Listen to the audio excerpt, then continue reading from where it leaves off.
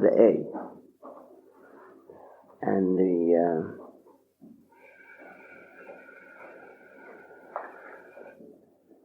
And the first verse begins with the A, the word of the name of the Parsha. The A, see, Anochi noten lifnechem hayom bracha uklala. Firstly, there is no Zohar in this week's Parsha. No Zohar. Other than which we might accumulate and gather from different sections of the Zohar, but specifically on this Parsha, it's been omitted, as in Parshat Dvarim there is no Zohar. Meaning, the Zohar does not have a section by which it makes an attempt to explain away what is included in this Parsha. For what is stranger is the fact that in translating this particular verse, which says specifically the A, for those of you who know Hebrew, the word that the A means see. There's no denying what that word means. And if you look at the English translation, it says, "Behold, I set before you this day a blessing and a curse."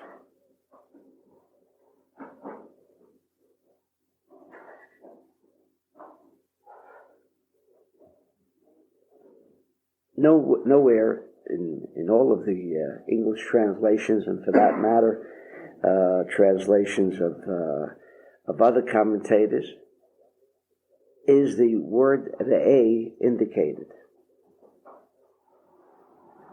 See. What do you mean by see? As the translation states, I set before you, behold. The A means behold.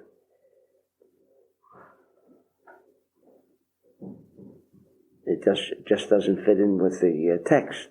The idea of seeing is not included.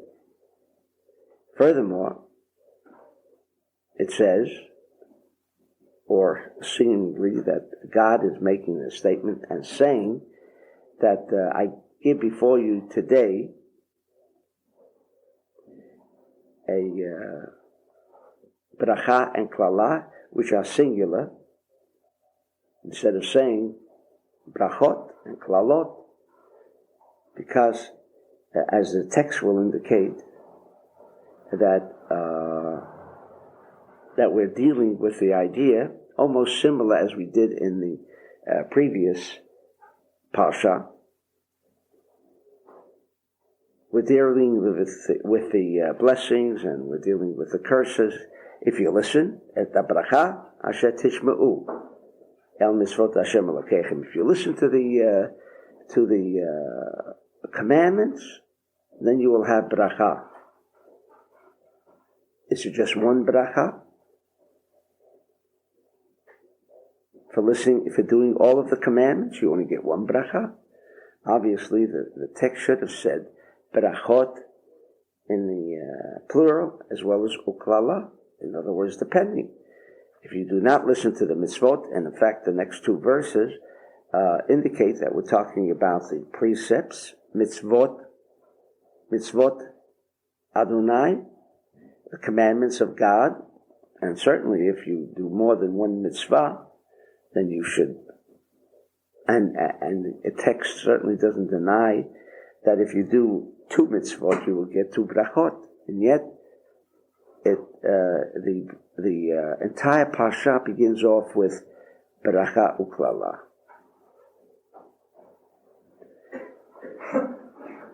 And on the surface, again, since there is no Zohar, Rashi does not seem to indicate what the verse might mean here, and therefore it's a complete mystery, and maybe that's why the word the A is omitted. It's a mystery. What does the verse intend with in this beginning of the Parsha? And then we'll discuss some of the aspects of what is mentioned here. But it's almost as if we have Parshat Ekev repeated over again, stating particular laws. Yes, here you have the laws of which animals and which birds can be eaten, which not. About blood, that we're not permitted to eat blood, and so on. It goes into some of the details. But that is the extent of this parsha, except one parsha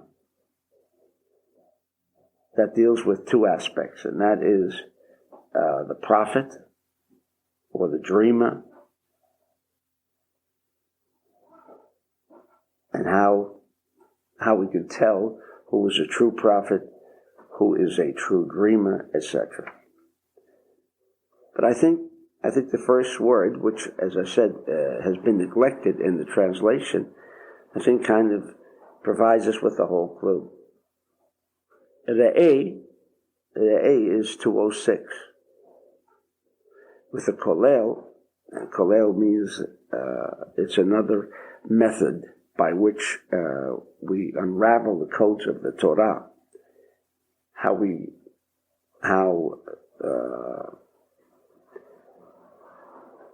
The method of numerology, as with the physicist, provides us with. They saw the voice. Well, they saw the words.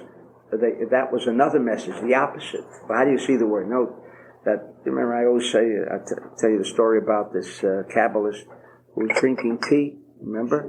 And he had the sugar in his hand. Oh, too sweet. Breaks off the cube. Now he has a half a cube. Just right. Because we have lost touch with the Etz HaChaim, where things have become so fragmented, like the eyes can only see, and then the tongue can only taste, the hands can only feel, but yet we know, open up your eyes, don't you see what's going on around you? Since I woke up this morning, I haven't closed my eyes. What are you telling me? Wake up and look what's going on. I mean, who doesn't see? Or, don't you feel me? I can feel things. What do you mean I don't feel you? Oh, okay, yeah, I feel you now. But you know that's not what we're talking about. We've lost the concept of Etz HaChaim. We've lost the concept of Etz HaChaim. Etz HaChaim doesn't have this fragmentation. The finger should be able to taste. The eye should be able to smell. Have a good day. It must be treated as something of in the nature of a code.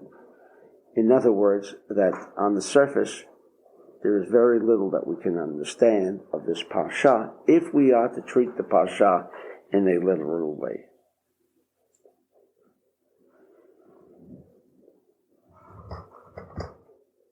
So, therefore, the first word already indicates to us that there are secrets that will emerge from this Parsha, secrets that unlock the code, of the whole Torah. All right, so we're dealing here with a secret. And when it says bracha uklala, let me also mention that in the fourth verse, after it already states that the bracha, the blessing, and the curse depends upon whether you observe the mitzvot or you don't observe the mitzvot. So we are led to understand on a very superficial and merely transliteral interpretation. And then when we go on to the fourth verse, it says there that when you come to the land of Israel,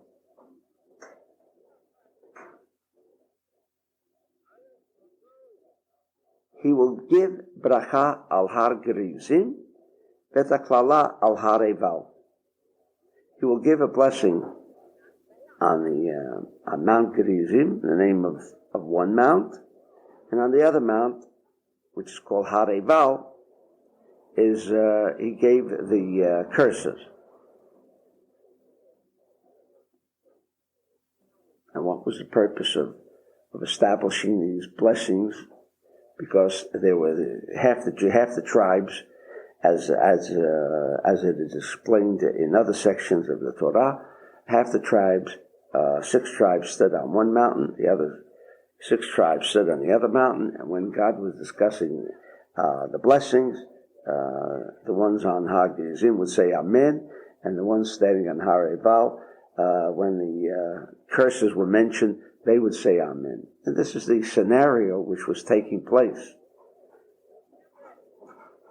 And the obvious question, which has not been addressed, is why do we need the blessings to be proclaimed on these 2 mounts? And all of the tribes agree and answer Amen. And what happens if they didn't respond to the blessing? If they didn't say Amen? We're discussing here that when one does the mitzvah, he receives blessings. If one does not observe the mitzvot, another point that should be mentioned, it does not say if you will do the brachot, or you will do the mitzvot, or you shall not do the mitzvot. It doesn't say about, it doesn't, the verse does not discuss action. It says, Im lo tishma'u, if you shall not listen to the mitzvot. Well, what's wrong if you don't listen? I mean, well, what it means, and this is the difficulty that some commentators have on this verse, is, well, if you don't listen, then of course you can't do. If you listen, well, what does it mean then? You do. If you don't listen, you don't do. Many commentators ask that the appropriate. I have to tell you, I'm making this up as I go along.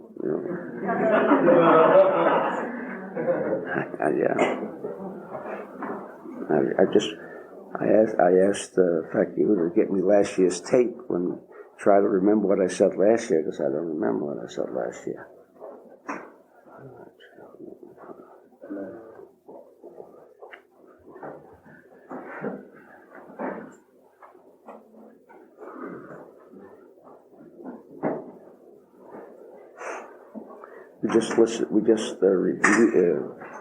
There was some taping going on here last night. What happened?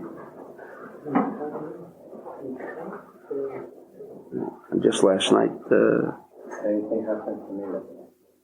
The machine didn't work. Machine didn't work. Didn't work? It's a brand new machine.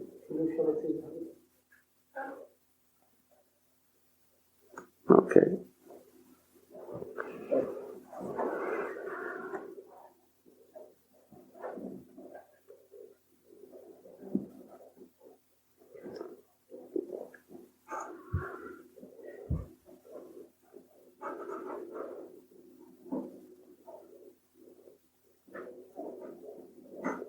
So repeating again that the verse should not be concerned so much as whether we listen or we do not pay attention, but rather whether we perform or we do not perform these mitzvot.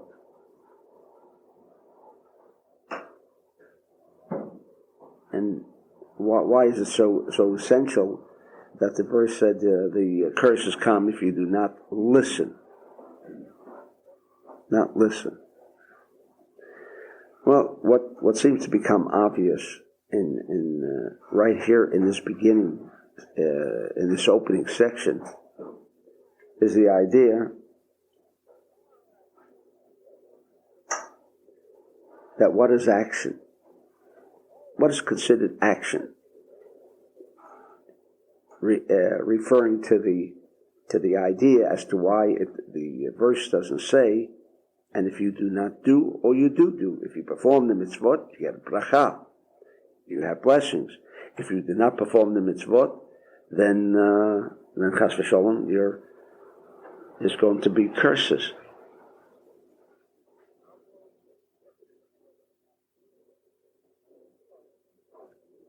Another idea that I just realized that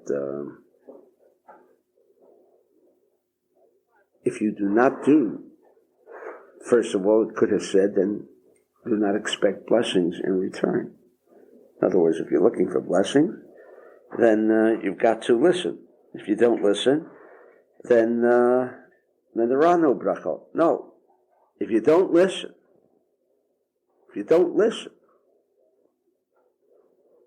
then there is klalat, there's curse. It's a positive negative, rather than the absence of a blessing by not listening.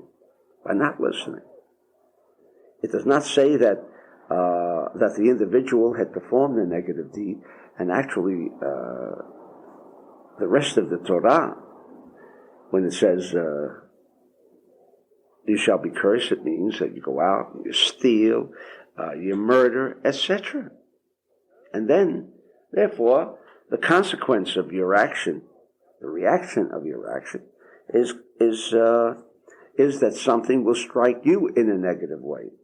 In return for your action, for your negative activity, there is a negative response, which otherwise is known as punishment. But again, the verse does not indicate that kind of response, but rather that the curse comes if you do not listen. If you do not listen.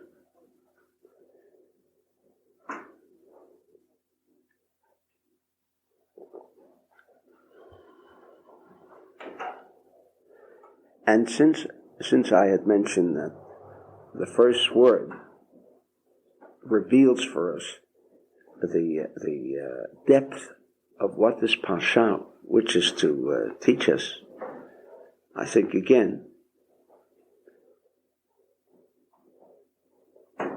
is teaching us what slowly but surely we are discovering in 20th century physics beginning, and those concepts which 20th century physics ceases and cannot go beyond.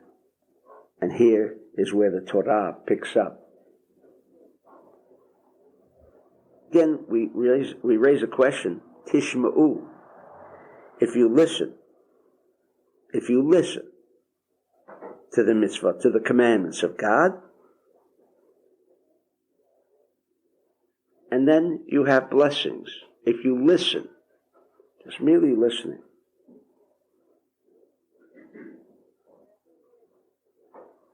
What I think, and as I said, I've been looking for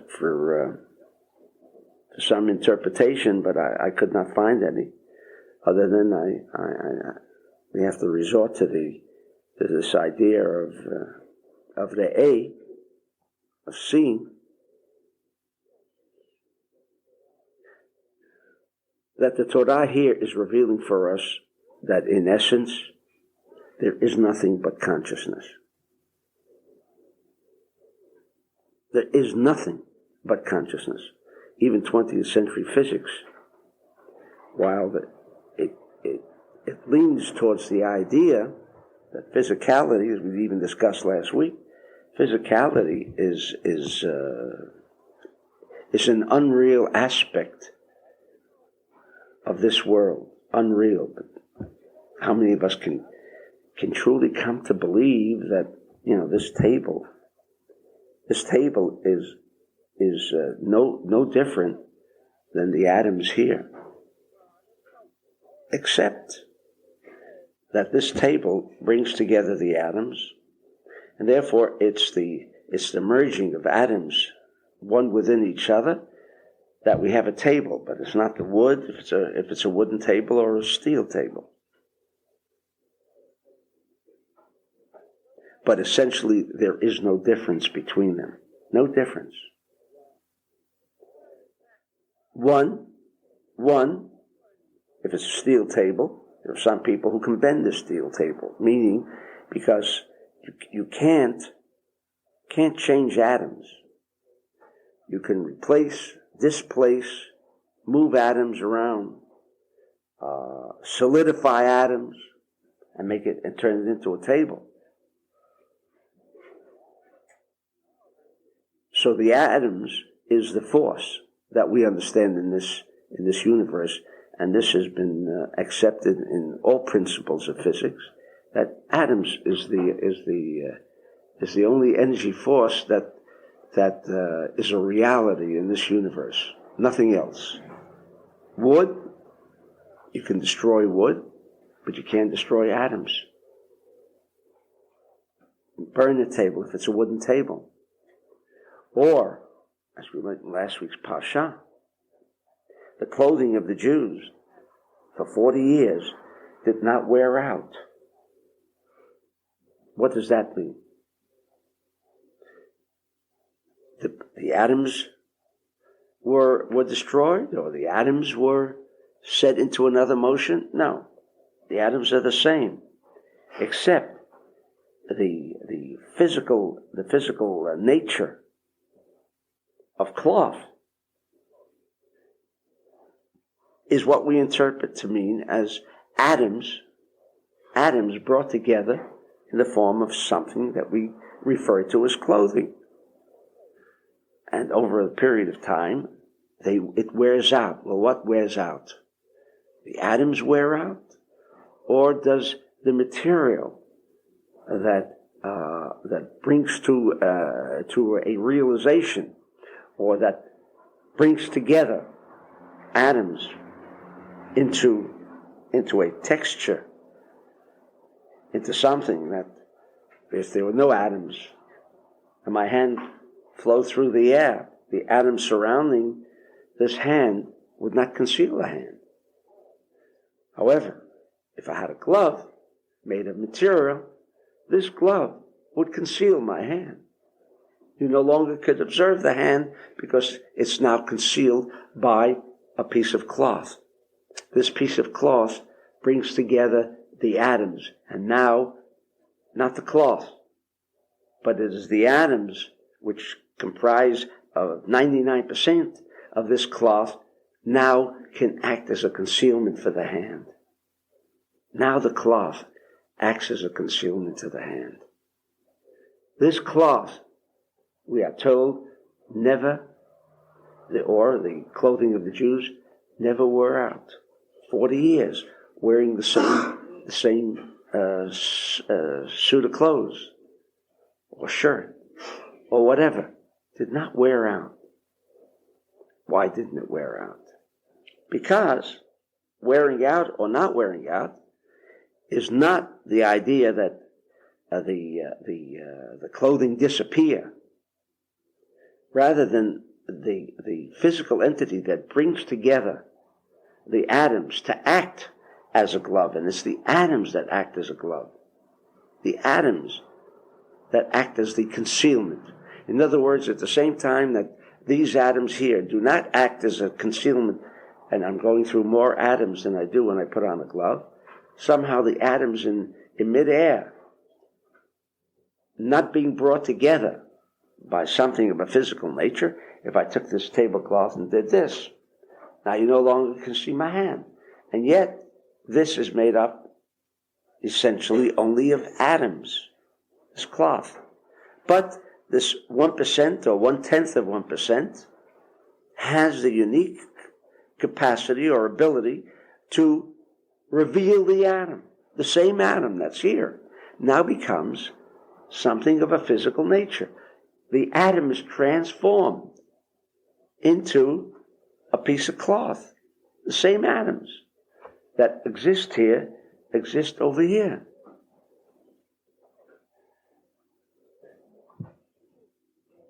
And therefore, what did not disintegrate, or which did not disappear in the wilderness for 40 years, was this capacity, this physical capacity of cloth to assemble and bring together atoms now to act as a force. Whereas here, obviously, the atoms have no ability to prevent or to address the hand.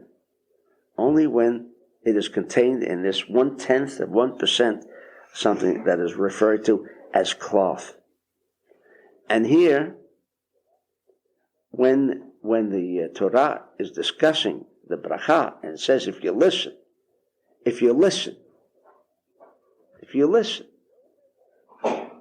not if you do, but if you listen, then you have bracha, then you have blessings. And what that means is quite obvious what blessings imply. All depending if you listen.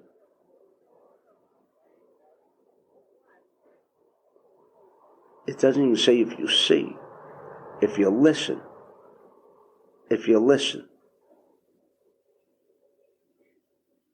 Not if you see.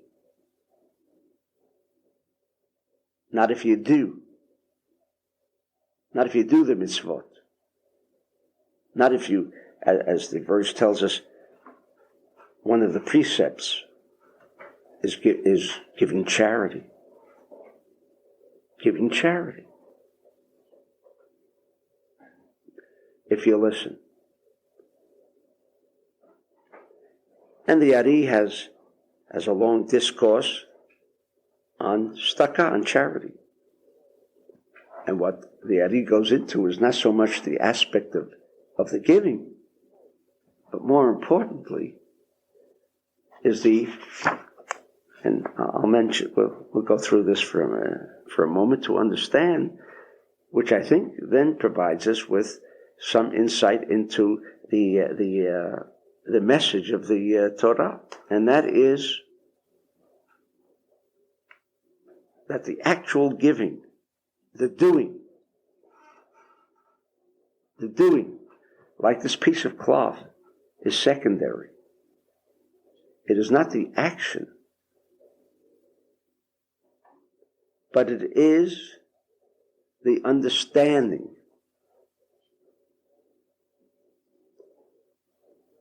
Because if you learned a little Kabbalah, again, this is why this particular section does not have a Zohar, because on the surface we cannot understand what's stated, and if the Zohar would be getting into 20th century physics, then of course 3,300 years ago nobody would know what the Zohar was referring to, because the Zohar mentioned the concepts that we have learned only in the last 70, 80 years, then no one would understand the implication of what the Torah is trying to teach us here. So it says the word tishma'u, to hear, and we know that hearing means the sfira of Binah. This is the way we have to, this is the methodology. And Binah means intelligence, understanding, not seeing. Although seeing, we might say, is chachma on a higher level. But if we were only referring to chachma, to wisdom, or seeing, if we all saw something, if we were on the level of all seeing, observing something, we all came to the same conclusion, well, then we might say that we were standing on Mount Sinai and we all saw reality. But unfortunately, when we observe something, and if there are 1,000 people observing a particular event, we probably would have 2,000 opinions as to what we had seen, because we're not sure. We thought we saw this, or we think we saw that, and others say they saw something else. Therefore, the verse, first of all, begins by demonstrating. That's why the verse begins with the A, to see. Not to see, because only one verse later, in its interpretation of blessings and curses, it's talking about listening, not about seeing.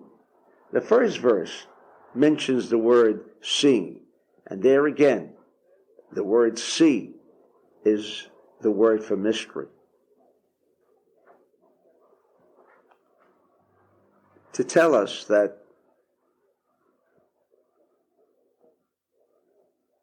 what we understand of reality is what reality is. If one understands that there is pain, understand, you feel pain. You feel pain. Says the Torah, no. There is no such thing as feeling pain. What do you mean? If someone has pain, he feels pain. Says the Torah, the only reason you feel pain is because you understand you have pain.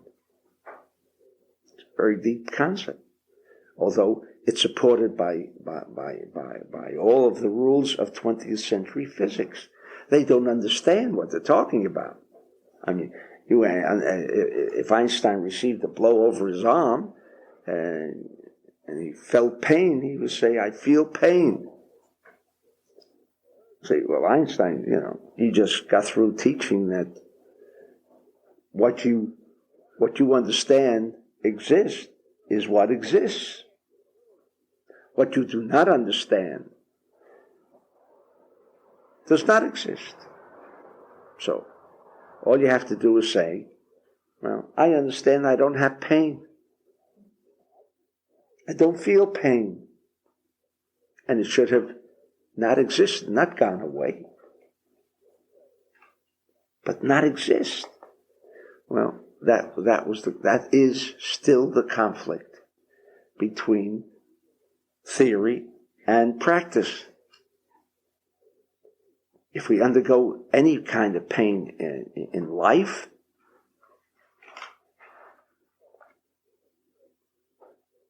there are two people who can experience the same event. If one is a Kabbalist and he's lost all his money, how does he feel? Just what a wonderful event. One who is not a Kabbalist says, what tragedy has befallen me? Both undergo the same event. The Kabbalist has pain, diagnosed that this condition should create pain. And he says, how wonderful. The other feels the pain, excruciating at times, and he feels the pain. Does the pain exist or doesn't it exist? Says 20th century science that for those who say the pain does not exist, it does not exist. But in practicality, that has never been the conclusion of any physicist.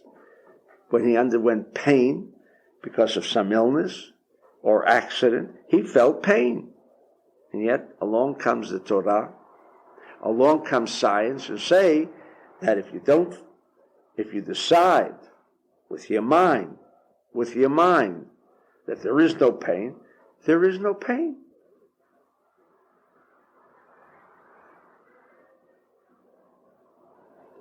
Because that is the essence of reality. When the Torah is discussing blessing or curse, it was not a question of, as we asked, it should be in, why is it in the singular? It should tell you that you have brachot. Because the Torah is not discussing blessing, and it's not discussing curse. These are the end products. What the Torah is referring to, as it's mentioned in Genesis, that God gave before us two universes, the world of Eitz HaChaim and the world of Eitz HaDat. When you live in the world of Eitz HaDat, the tree of knowledge, there is pain. There is curse. What does curse mean? Misfortune. Misfortune comes in many different packages. When you live in the world of Eitz HaChaim, you have bracha. What kind of brachot? Well, that'll depend. The bracha can take many forms. But as to what form your activity, the action of the individual takes, will depend on which universe this individual lives in. If he lives in the world of Eitz HaChaim, where there is no good and evil,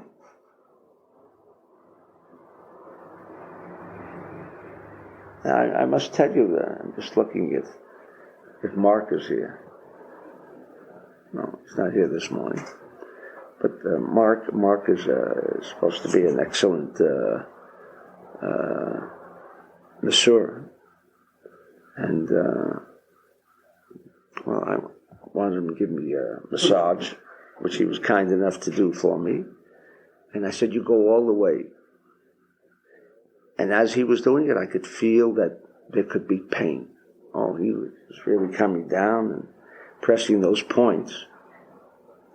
And I was going to play a little game with myself. I just want to share this with you. And I can feel that pressure. And this is after the previous day where he had gone.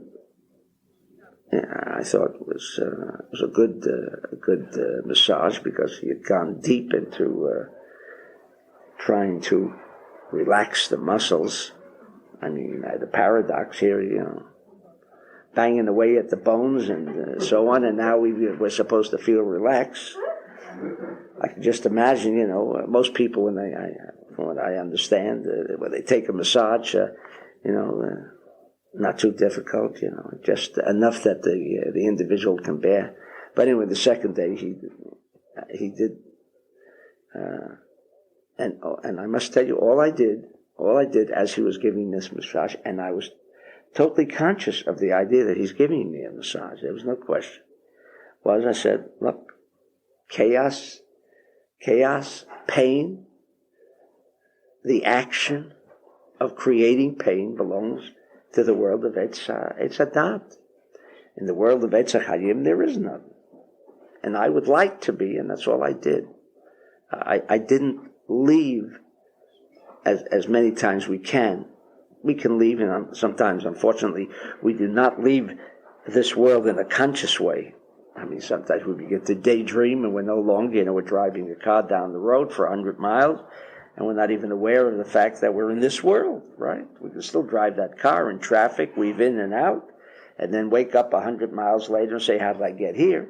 That happens to all of us. So that's the idea of being unconscious in a conscious world. So that's happened to all of us. But to be conscious that there could be pain, but that one decides, I'm not in this world of, I'm not going to participate in the world that has pain, because I prefer to be in the world of Eitz HaChaim. I prefer to be in that world where there is no chaos, there is no pain. There is another universe where there is no pain. There is no klala, a curse. What is a curse? A curse is chaos. A curse is something that all of us fear and all of us make every effort to prevent from curse entering. I mean, we wear a red string. What's the purpose of wearing the red string? So as to keep us away from what? From the world of Eitz Hadat. Nothing more. Nothing more. So as to keep us into, move us into another dimension.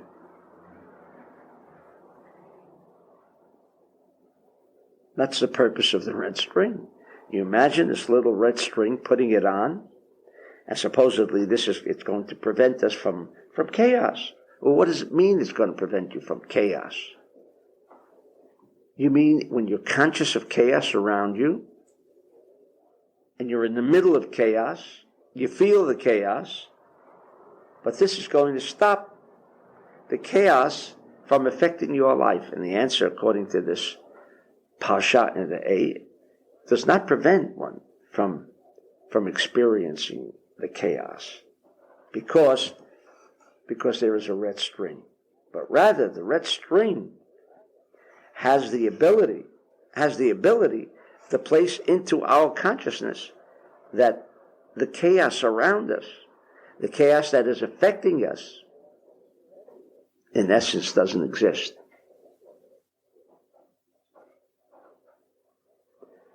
And that provides us with an understanding, a total understanding of what this was about.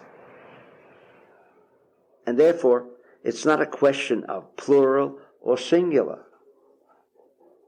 The Torah is mentioning here the secret that was established in Genesis 2, when God created Eitz HaChaim and Eitz HaDat. He created two universes that run parallel, one to each other, two tracks.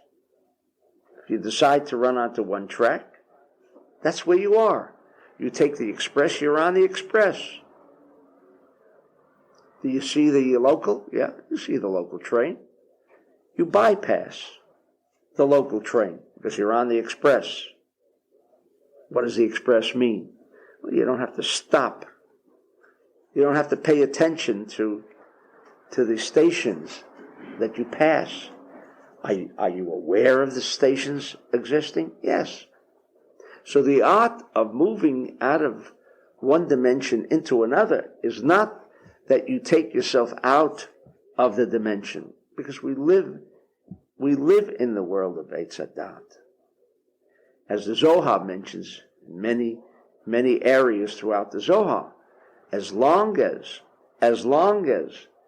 this physical body is something that we cling to, that our soul clings to, and our soul must cling to a physical body, because without a physical body, there is no revealment of the internal soul.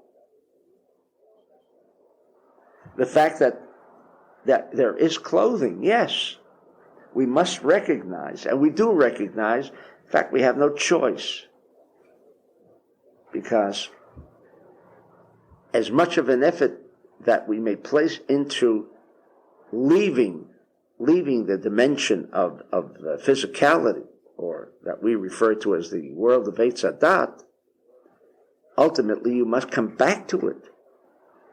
You've got to eat, you've got to drink. If you don't eat and you don't drink for 2 weeks, the body cannot exist without its sustenance. And therefore, by virtue of no choice, we have to be recognized, and we have to be cognizant that this world exists, and there is no choice in leaving this world as long as this body is functional. Therefore, what this verse is trying to teach us is that to achieve moving on to another track involves the recognition that at the time that you're on this express, you notice all of the local stops along the way. You have to take notice of it. You cannot deny that it exists. As long as you have this physical body, the denial of its existence the denial of its existence will not bring you into a reality of Etz HaChaim. This is a revelation. You've got to be part of the Etz HaDat, but at the same time, it's not two tracks, but actually one track within the other track. All around us, you have the world of Etz HaDat. Concealed within this world of Etz HaDat is another universe. That universe, the world of Etz HaChaim, is a track that which, if you can,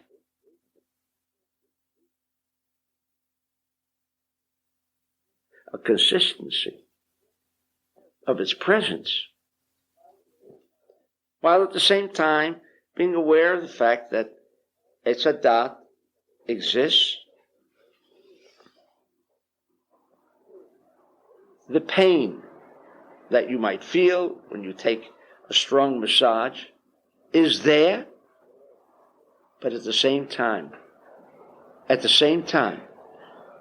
you want to remove yourself from this consciousness of pain. We recognize what pain is and move out from that pain and move away from that pain.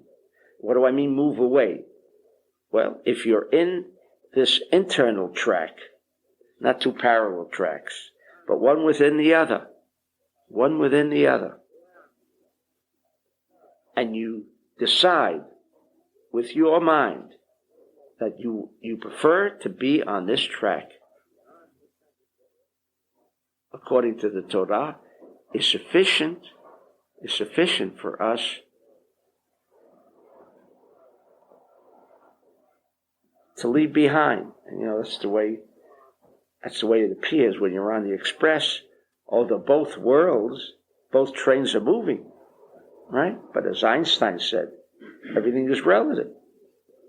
If you're on the express train and there's a local train that both trains began at the same time and both traveling a parallel course and maybe with the same speed, but what happens as the local approaches the first stop, which the express will not be governed by that stop. It begins to leave the local behind. And you see, as the local approaches the station, this is moving ahead. This is moving backwards. Not backwards, but it is beginning to experience the stops along the way. With this thought in mind, then we might even begin to understand what does it mean between being on one mountain and being on another mountain. Why was there a necessity of this expression being on a mountain? And what would happen if for whatever reason we needed these two camps of the Israelites, 6 tribes on one side, 6 tribes on the other, in a valley? And when the blessings are proclaimed, the Amen was recited as is stated elsewhere in the Torah.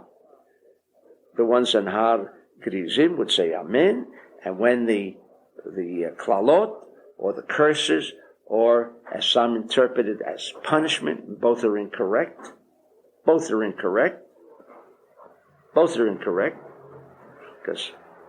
the word for punishment is onesh. There is a Hebrew word for it. Onesh, that is the word for punishment. Klala is a curse. You place a curse on something. Everyone understands the result of the curse is what? Some form of negativity. Or some might refer to as punishment. In other words, if this individual who had received the curse will then ultimately experience, and this is again, two separate and distinct events. What is chas v'sholom when the curse is placed upon the individual, and the other. And in fact, how many people would be concerned about the curse if the curse did not ultimately manifest itself, let's say, in some form of chaos? Who would be concerned about the curse? Is the curse that which we fear? Or is it the result of the curse that we feel? So it's not the curse itself that has, so we believe is what we have to fear. It's rather the inevitable result of chaos that will result from this curse. But according to the Torah, no. The curse is chaos. Once you're on the track of, or on the train of Eitz Hadat, then it's not we're looking now. This is chaos. Living in that world is the world of chaos. So it's not some event that we're looking towards in the future as creating chaos in our lives. You're already on the track of chaos. You're living in the world of chaos. The world of chaos comes as it comes. You're on the local, you're going to stop along the way. If you're on the express, you're going to bypass all of this chaos that is there. As long as the world of chaos exists, the Eitz Hadat, or the skin, or the body, the physical body that encloses our souls exist, then we will always recognize that there is a world of chaos out there. There's a world of chaos. Living in that world of chaos, it's running that track and all that this track contains. That need not be stated. The world of chaos is for those who travel the world of chaos. If we can remove ourselves from this world of chaos, when I say remove, meaning taking another track, not being indifferent, not being insensitive to the fact that the world of chaos is around us. And the reason I say that, because it's quite appropriate why the mitzvah of tzedakah, is mentioned in this week's Parshat. What is the mitzvah of tzedakah? To give charity, to give a homeless person something. Well, why can't we just, in our consciousness, say, look, for whatever reason, this man chose to be on the track of chaos. It's meant to be. Why? Maybe if I give him tzedakah, and I've heard this mentioned, if I give him tzedakah, I may be taking away his tikkun process. No? After all, if he's supposed to go through a period now of starvation, and if I were to offer him food, then who knows? I may be interfering with his tikkun process. After all, he's chosen to go and be on the track of Eitz Hadat. Whether he's chosen, or whether this is his incarnated result of a prior lifetime, whatever the reasons are, what right do I have to interfere with the process that this individual chose consciously? Although now, maybe that poor individual would prefer living the life of luxury, but for whatever reason, he can't seem to fall into that track. And along comes the Torah and says, that individual, share with him. Like almost remove him from from his misery, from his homelessness, from his hunger.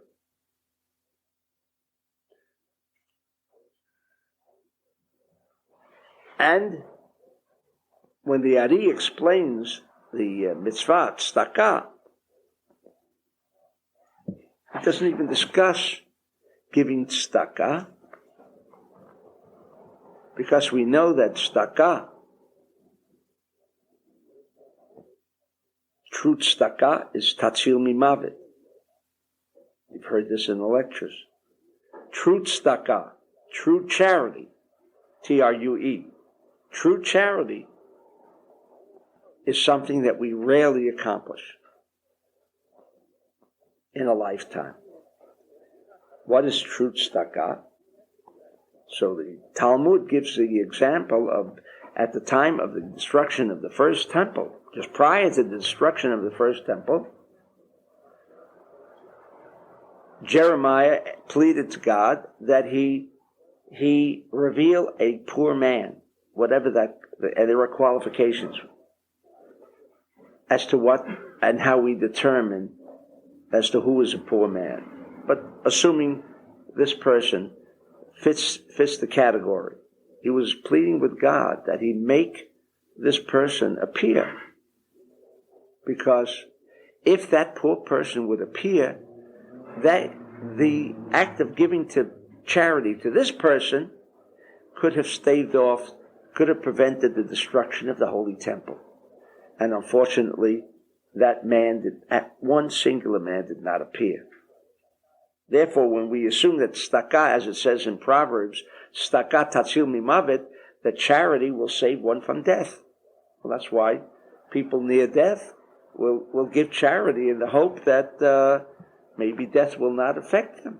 Death will not be part of their landscape. And that's why people, in times of need, will give tzedakah. And this is called tzedakah. And this is the idea that tzedakah can save you from death. Well, the deeper meaning of tzedakah that saves one from death is, as we have just learned, it takes you off the track of chaos, death. And what is Tkiyat HaMeitim? What happened on Mount Sinai? We learned. Bila hamavet lanetzach. Death came to an end. Well, what do you mean death came to an end? How does the process of death come to an end? Well, because death is only part of that universe known as Eitz Hadat. When you're in the universe, you're in that vast universe of Eitz HaChaim, death doesn't exist there.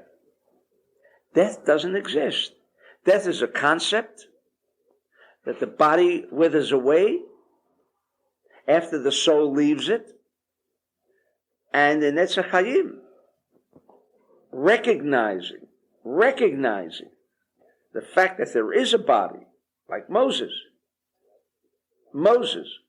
when he disappeared from the sight of the Jews, his body did not disintegrate. As we know, righteous people, no matter how long they may be buried in that grave, assuming that's what we observed and that's what we saw, we think we saw the person being buried, and like I always try to give the example, and I hope you don't forget it, ever, and that is when we bury someone.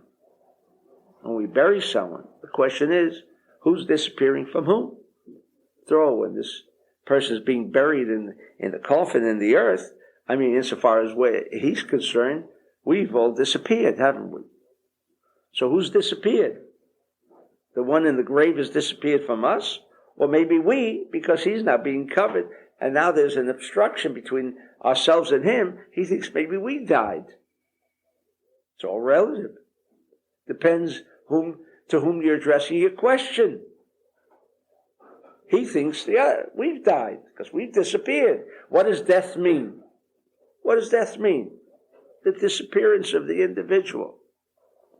And so it says that a tzaddik, his world of chaos, the world of Eitz Hadat, the world of knowledge, does not disappear. It's there all the time for him to see and observe. But while he was sensitive, while he is to take notice and it's unavoidable that he take notice of the chaos around him. Nevertheless, the Torah wants to teach us there's another track. And therefore, when the Ari discusses tzedakah, he doesn't even discuss about giving of one person to one who doesn't have. All he discusses here are the kavanot, is the intelligence that goes into the action. Why? Why? Because tzedakah is not for the individual. When I give tzedakah to a homeless person, am I taking him out of his tikkun? Am I going, if I took him into my home and said, here is food forever, well, maybe I'm taking him out of his tikkun. But giving tzedakah involves giving food for that moment, food for a day, food for a year, but not food forever. Consequently, I have not removed this poor person from his tikkun process. And that is not even the purpose of tzedakah. As Jeremiah said, send me this real poor person. What did it mean? What did it mean? Says the Talmud and also the Zohar. A real poor person does not take notice of the gift. And I don't know if you've ever experienced people coming around, panhandlers, asking. There are some panhandlers, I should say most panhandlers, take a look. If you give him a penny, he may throw it back even in your face. Right? What can he do with a penny? Can't even buy a glass of water with a penny. And he notices the penny. The real poor individual that Jeremiah was talking about was the man whose palm of the hand appeared this way. And so he didn't even take notice of what was given or not, because he was only there for the expression of the individual to combine a thought intelligence of tzedakah that I'll shortly explain in brief, and included also the act of giving. But the act of receiving is not part of tzedakah. The act of receiving is not part. In other words, if this homeless person says, and you've given him something that he can now go ahead and buy food, is not tzedakah. Nothing to do with tzedakah. Because as we asked, and we raised the question, look, if that's his tikkun, how can I give him tzedakah? I might be interfering with the process of his tikkun. But the answer is, my giving tzedakah accomplishes two purposes. Number one, it makes me cognizant of a world out there called the world of chaos. I'm to recognize, the Torah wants me to recognize that chaos begins to fall into a world of euphoria, or those whom sometimes we lock up into mental institutions because they have gotten out of touch with reality. And there are people who do not conform. I mean, how does a mental institution determine who is mentally imbalanced or otherwise? How do you determine that? Well, we know that not everybody on the inside should be in the inside, and not everybody on the outside should be on the outside. How do you determine who's mentally imbalanced and who is not? The one who is not in touch with reality. Most of the times we ascribe that kind of attitude. He's out of touch with reality. Well, does this person ask for food? Does he ask for food? Do all mental patients or inmates, do they ask for food? Or all of them don't want to know about food? All of them are prepared to fast all day and all night. No, I see most of you are shaking your head. Of course not. But that's the only way we can determine if someone is mentally imbalanced or not. Once he recognizes reality, that he must eat, he's in the world of reality. Oh, he's out of touch of reality. What is he out of touch of reality? Because he's probably got a better idea than us. Many of us wake up 5 o'clock in the morning, go work until 12 o'clock at night, so we can support our families, never see them.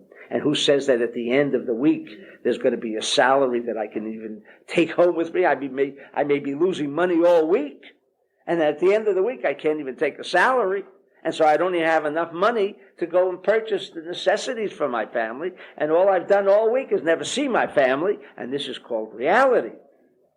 That's being in touch with reality. What does this poor inmate of some mental institute says? Work? That's for my enemies. I've heard that expression. My enemies. Let them work. I should go work.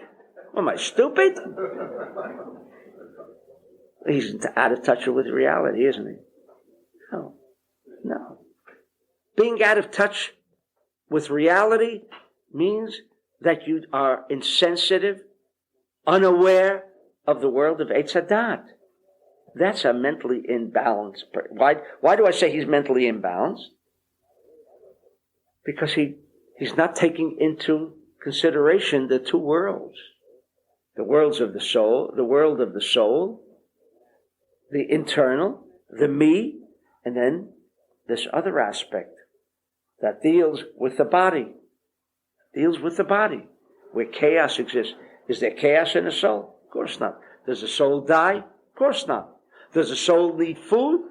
Not food as we understand it. It may need soul food. And therefore we make blessings so we can connect to the internal aspect of what do we mean by the internal aspect of food? Talking about the stuff that has no connection to the world of reality as we know it, to the world of physical sustenance. That is a mentally imbalanced person. When it says to give tzedakah, you have to be sensitive. You have to be aware that there is a world of chaos out there. This is the message of this week's reading. If you remove yourself, you go away on a vacation because you want to get away from it all. You want to get away from it. You want to forget. We know that the moment that this person comes back to his reality, the vacation is gone. Vacation is gone. As if he had never gone away on a vacation. Unfortunately, that happens too often with most of us. Why? Why does that take place? Because you cannot leave. As long as you have this physical body, you cannot leave or remove yourself from the world of reality. You may think, or as a mental institution, or someone in a mental institution believes that he's left, and if he truly has psyched himself into the belief that he has left the world of reality, and what do we mean by the world of reality? That he has left the physical domain of Eitz Hadat, that he is mentally imbalanced. That is correct. Because to be balanced, to maintain a balance in this universe, you have to have a consciousness that both exist. However, what Parshat the Ari is telling us, that you have the opportunity to say, I know it's there. I know when that Masur is pressing down, and I know what generally the pressing on certain points should do, should evoke terrible pain, because that's the world of chaos. And at the same time, say, no, I don't belong there. Someone's leg is crushed, chas v'shalom, in an accident. It's crushed. Is there a crushing state in the world of Eitz HaChaim? And the answer is no. Therefore, says the Zohar, there are two bodies, and therefore, as I explained, and I bring that Zohar in Miracles, Mysteries, and Prayer, that the man with a phantom arm has that phantom arm because of two problems. The first problem of which is he looks around and he sees people have arms. And he looks at his body and sees the lack of an arm.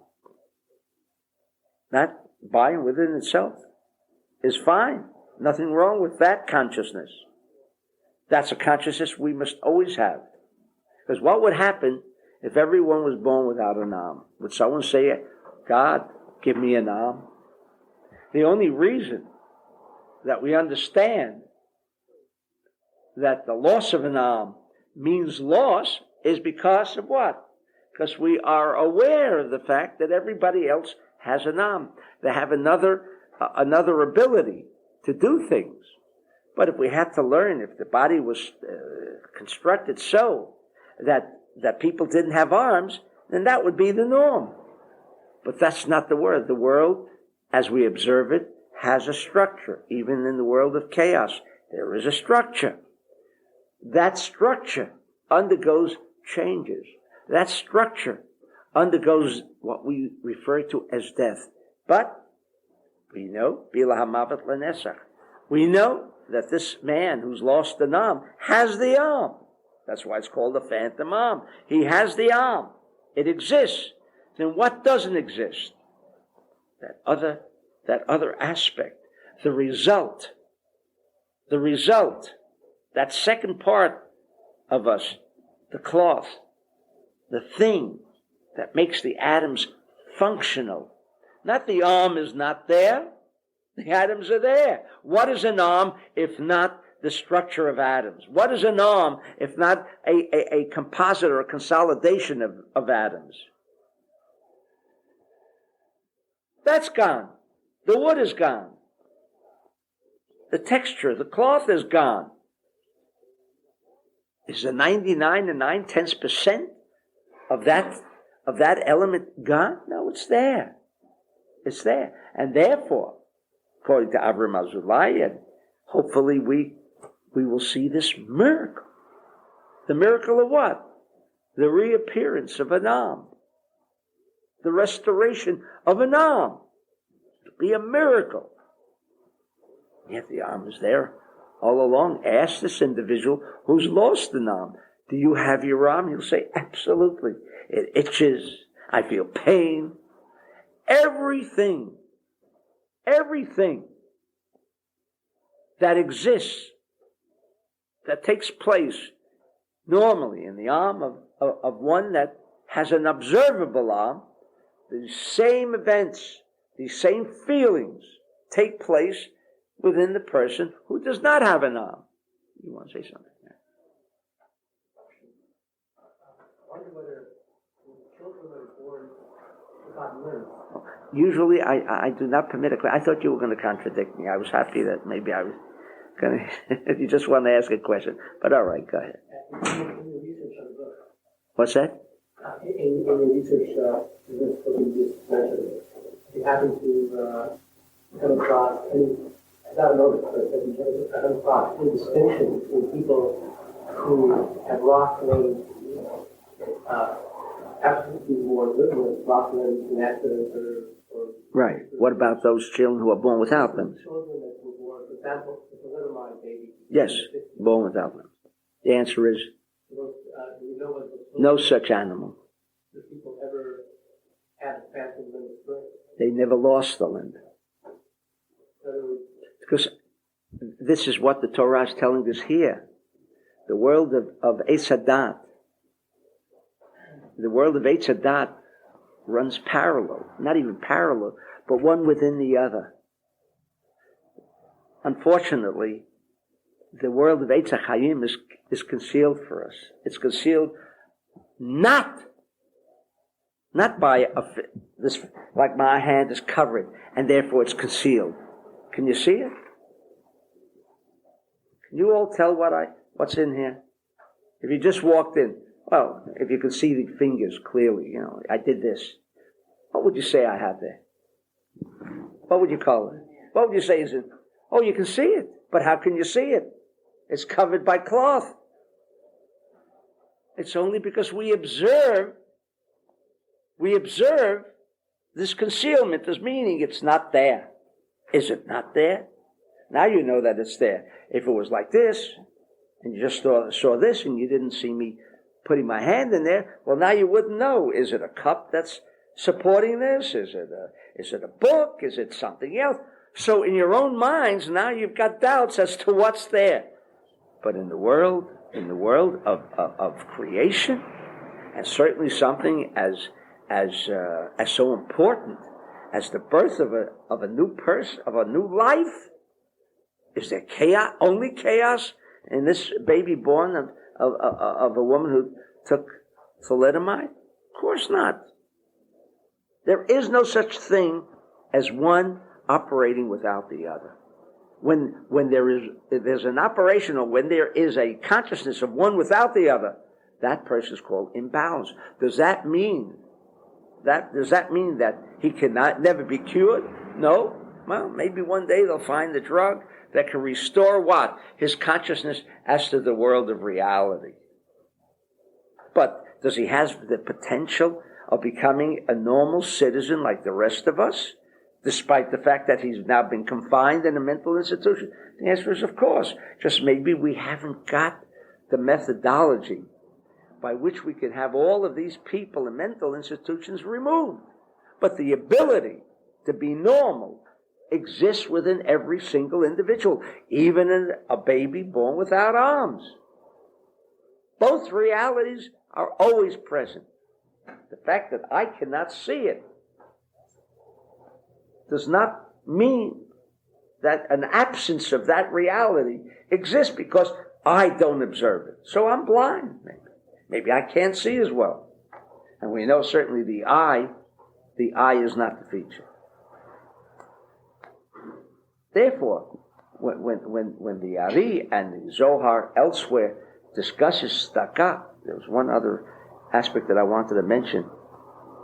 The Zohar is discussing tzedakah insofar as not the receiver is concerned, but rather the one who gives tzedakah. What should be his meditations? What's the difference? Why do we need meditation? The tzaddik represents something. The daled, time will not permit me to go into it, but it's given in the classes. The 4 letters, tzaddik, daled, kuf, hey,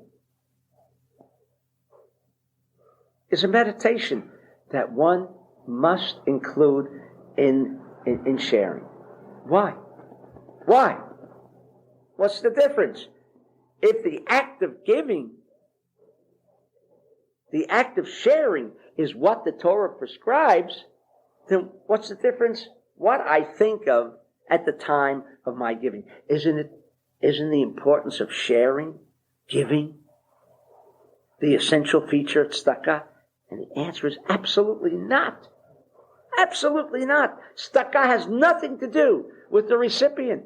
Because we ask, what about invading his tikkun process? If God wanted him to be poor, God, take care of him. Why are you asking me to take care of him?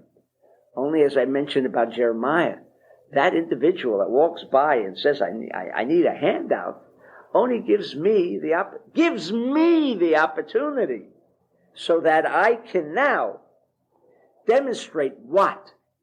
The kavanot, the meditation of the Ari. What's that for? Because this is a secret code. And that's why tzedakah is mentioned only here. Trouble is we don't know what tzedakah means.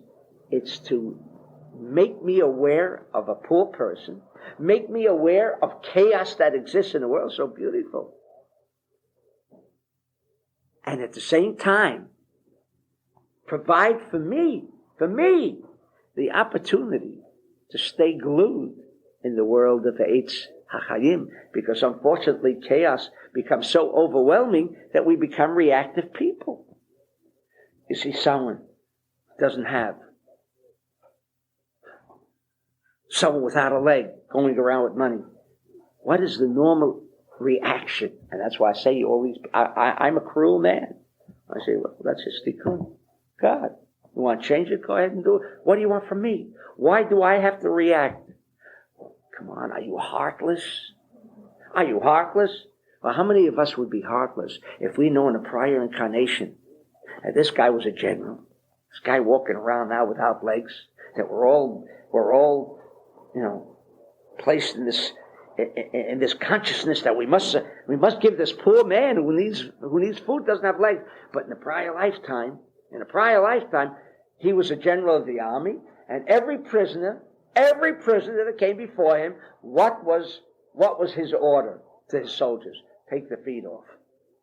What would you say now about this guy? Oh, come on, don't you have any feeling for him? Well, that guy, I remember what he did. Oh, now we don't remember what he did. But if we knew that's what he did, would there be one individual who'd want to support him or give him charity? Say, oh, thank God he's there. Therefore, the Ari, it sounds heartless and cruel, but the Torah is telling us that's not the idea. We have to recognize, you know why he's there? It's true. He's there in his position for what? Because of his tikkun process. Do I interfere? Now when I give him a handout? No. Because tomorrow, what is he going to have to do? Work for another handout. I have not interfered with his tikkun. The tikkun is for me, so that I can have an opportunity to recognize the world of chaos. That there are people out there without money, but I don't have to support those people without money. I don't have to support them. Well, that's a whole new twist. After all, the Torah talks about charity. What a noble thing it is to share with the unfortunate. According to Torah, according to the Ari, he does not mention the unfortunate people. In fact, he's busy, and to get with the Zohar, well, now let's see, does he fit the category? What are you talking about? Man goes around asking for money. No, if he has a certain amount of money hidden in the mattress. So on another level, the man's got about $1 million hidden under his mattress, and he's going around. Have you ever seen rich people go around? Yeah, it's a sickness. That's the way we talk about this man that later we find out that he didn't have food in his home, and they find $1 million under his mattress, but he wouldn't go out to buy food. I don't want to go into the whole story, but is this giving charity? No. That's why Jeremiah asked for the category. Why? Because ultimately, whatever meditation is involved in the giving of charity is for me, not for the poor person. They do not discuss this poor individual that's come back destitute, or this individual has no legs and obviously cannot hold down a job maybe, and therefore is going and wheeling. If you ever see, I've seen these people on these boards, and that's the way they go with their hands trying to get around. Well, today they can go around, I guess, with a motorized wheelchair, just pressing the buttons. Well, I don't know how many people will want to support him.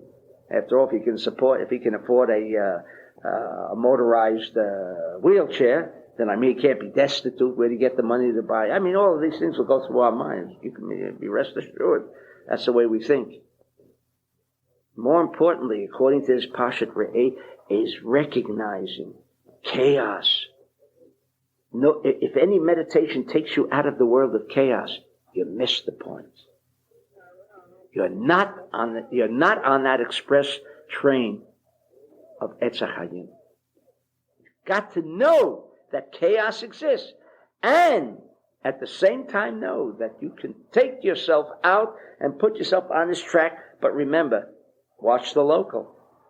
That's why this whole idea of tzedakah comes about. No, that's why there are poor people out there. Not so that we should share with this poor individual. His tikkun took care of that. What does that have to do with me? Tzedakah, therefore the Ari spends all of this ink on the meditation. What meditation for? What purpose? What purpose? So that I can be put back on the track of Etz HaChaim. Okay. Interesting.